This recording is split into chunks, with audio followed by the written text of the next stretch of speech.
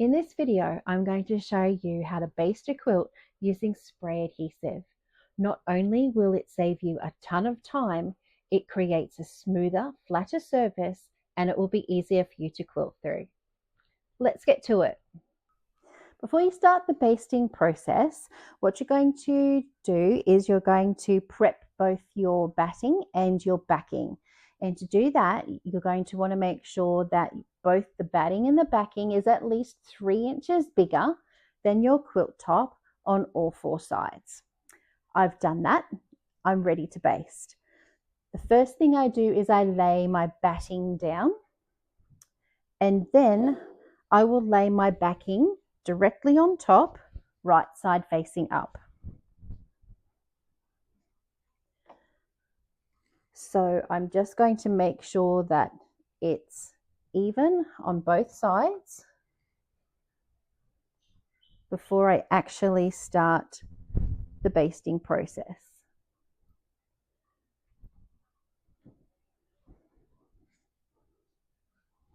Okay. So I'm going to take my backing and I'm going to peel it back to about the halfway point, and then I'm going to use my spray adhesive and spray directly onto the wadding.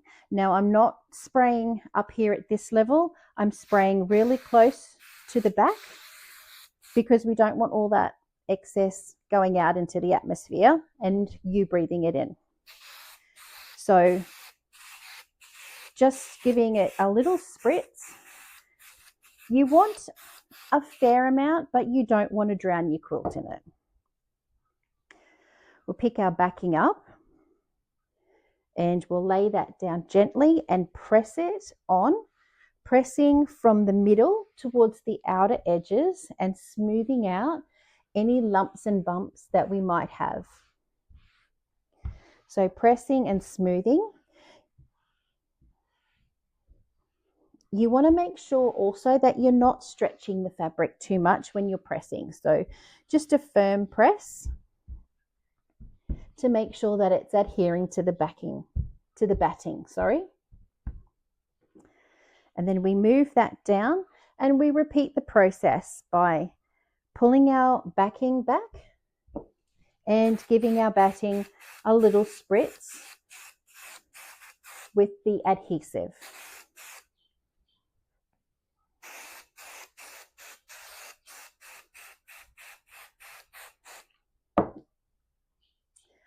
So laying down and smoothing and patting towards the outer edges. I find the spray basting method a really good method for me because it's quite fast. I don't have to worry about popping all those safety pins in and then pulling all the safety pins out at the end. This is just a really quick and simple process. So now that we have that half adhered, we'll spin that around and we'll repeat that exact same process of peeling the backing back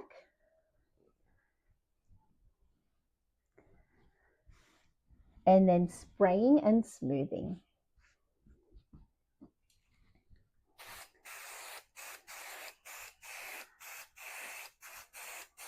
As you can see, I'm not using a stack of adhesive. I'm just using enough to make it stick. And doing this creates a smoother, flatter finish. You don't get those bumps from the safety pins, and this will make it really easy to feed through your sewing machine. There'll be no starting and stopping to pull pins out. So it'll create nice quilting lines for you.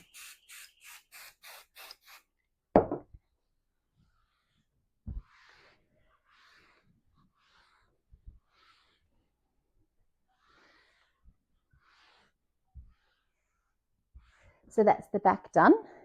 Now we'll just flip it over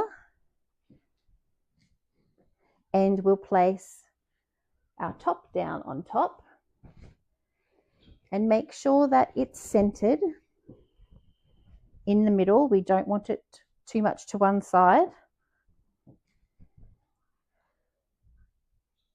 Just making sure that you've given yourself that allowance around the edge.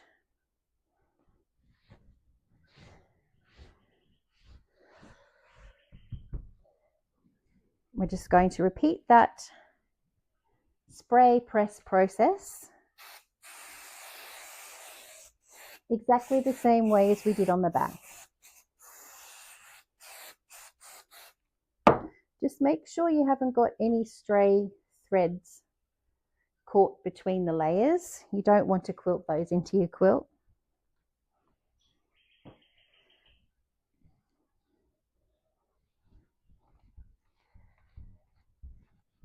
So pressing and smoothing, being careful not to stretch your fabric, but also making sure that there's no puckers in the layers.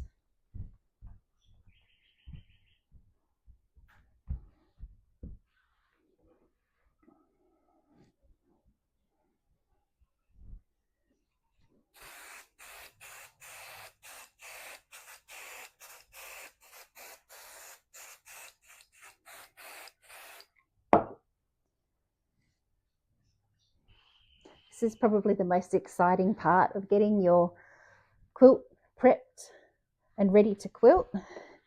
You're almost on the home stretch.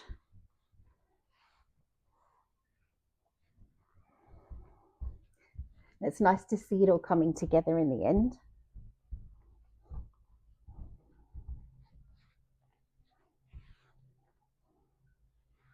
You can do these with any size quilts also, as long as you have a big enough space. I've quilted throw sizes, I've basted throw sizes, and I've basted queen size quilts using this method because I have quite a long table. I think it's about 3 meters long.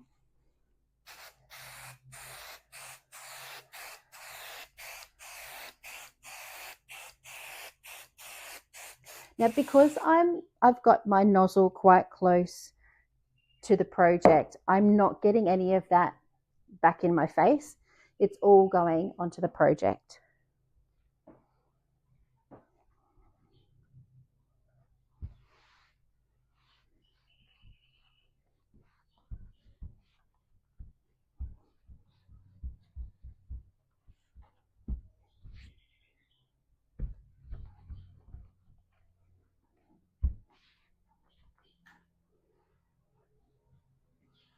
One more.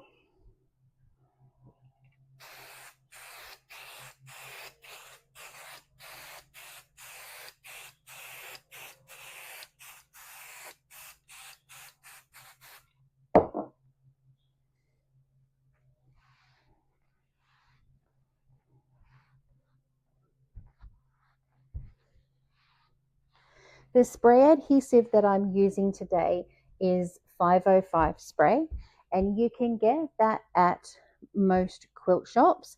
I found that this is the best one to use. Some of the ones that you get from the hobby shop do have a really toxic smell about them, especially the cheaper brands also. I think it's worth spending a little bit of money just to get a really good spray adhesive, because you don't want to poison yourself before you get your quilt quilted. So yeah, check this one out at your local quilt shop and try and stay away from those smelly, yucky ones.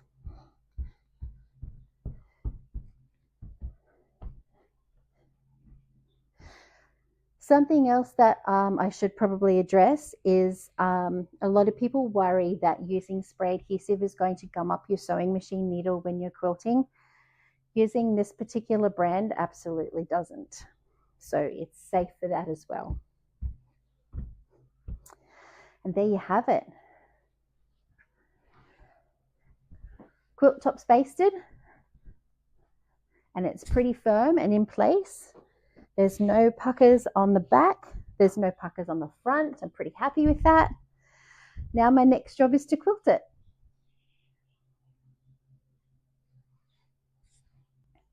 If you have any questions about the process that I've used today or about the spray adhesive, please do leave them in the comment section below. I will get back to you as soon as I can with those. And if you've liked today's video, please hit the subscribe button. I've got lots more tips and tricks to show you.